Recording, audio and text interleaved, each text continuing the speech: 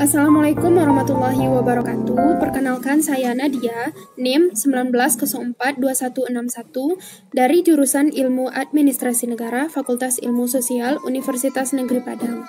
Pada kesempatan kali ini, saya akan menyampaikan materi pertemuan kelima di mata kuliah Manajemen Sumber Daya Manusia Sektor Publik, di mana pada materi pertemuan kelima ini kita akan membahas mengenai perencanaan sumber daya manusia.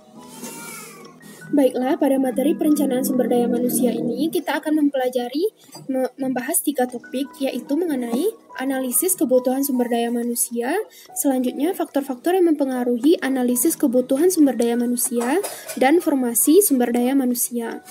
Sebelum masuk ke topik-topik tersebut, kita harus tahu dahulu apa itu perencanaan sumber daya manusia. Perencanaan sumber daya manusia merupakan analisis atau identifikasi yang dilakukan oleh organisasi atau perusahaan untuk mengetahui jumlah kebutuhan sumber daya manusia, dan ini bisa berupa pengambilan keputusan. Nah, sekarang kita masuk pada materi analisis kebutuhan sumber daya manusia. Analisis kebutuhan sumber daya manusia merupakan ramalan akan kebutuhan sumber daya manusia dari segi kualitas maupun kuantitasnya. Hal ini bertujuan agar jumlah kebutuhan sumber daya manusia itu di masa kini maupun masa datang sesuai dengan pekerjaannya dan kekosongan dapat dihindari serta pekerjaan dapat dikerjakan. Bentuk ramalan-ramalan seperti apa yang dilakukan dalam analisis kebutuhan sumber daya manusia itu berupa ramalan persediaan sumber daya manusia, ramalan permintaan sumber daya manusia, serta perlakuan atas sumber daya manusia.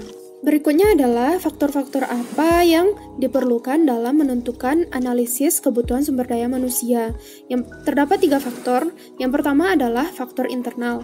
Faktor internal merupakan alasan permintaan sumber daya manusia yang bersumber dari dalam organisasi atau dari dalam perusahaan yang menyebabkan diperlukan penambahan sumber daya manusia.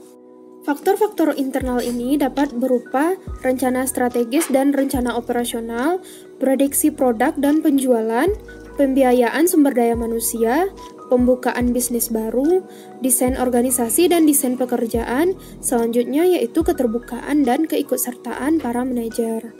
Nah, berikutnya adalah faktor eksternal. Faktor eksternal adalah kondisi lingkungan yang berada di luar perusahaan, berada di luar kendali perusahaan, yang mempengaruhi kondisi strategis dan operasional, dan secara langsung maupun tidak langsung berpengaruh kepada perencanaan sumber daya manusia. Di antara faktor-faktor eksternal ini adalah ekonomi nasional dan internasional, kemudian sosial, politik, dan budaya, selanjutnya perkembangan ilmu dan teknologi, dan pasar tenaga kerja, dan perusahaan pesaing. Nah, selanjutnya yaitu faktor persediaan karyawan. Persediaan karyawan merupakan kondisi tenaga kerja atau sumber daya manusia yang dimiliki oleh perusahaan pada masa sekarang dan bagaimana prediksi sumber daya manusia di masa yang akan datang, sehingga akan dibutuhkan tenaga kerja baru, permintaan sumber daya manusia yang baru.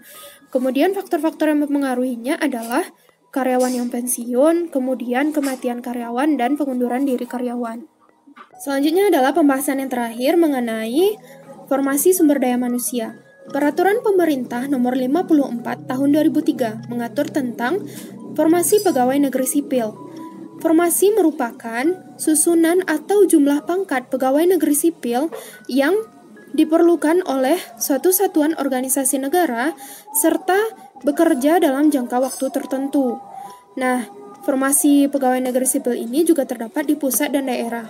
Di pusat ini pegawai negeri sipil yang bekerja di pusat, kemudian formasi pegawai negeri sipil daerah yaitu pegawai negeri sipil yang bekerja di daerah.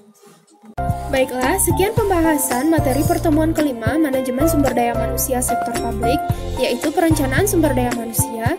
Saya Nadia, terima kasih. Assalamualaikum warahmatullahi wabarakatuh.